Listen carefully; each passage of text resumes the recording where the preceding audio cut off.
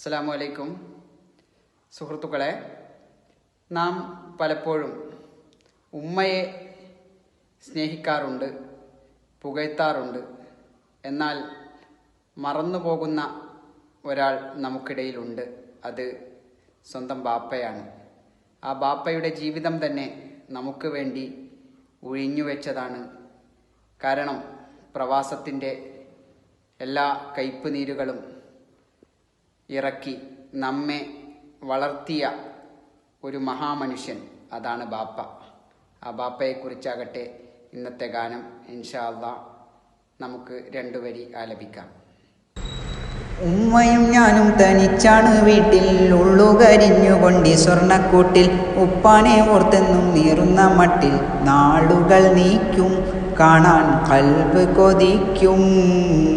ഒരിക്കലൊന്നാ കവിള് മുത്തി മണത്തിടുവാൻ കൊതിയായി, ഉണങ്ങിയെല്ലും തൊലിയുമായി എൻ്റെ ഉമ്മച്ചിക്കാര് തുണയായി. പണവും പൊന്നും അയച്ചില്ലേലും വരുന്ന മാസം വരണേ, പൊരിഞ്ഞുരുകി മരിക്കും മുമ്പ് കവിളിൽ മുത്തം തരണേ. അറബ് നാട്ടിൽ അകലെയെങ്ങ ഇരിക്കും ബാപ്പ അറിയാൻ, അകമുരുകി കുറിക്കും മകൾക്കൊരുപാടുണ്ട് പറയാൻ.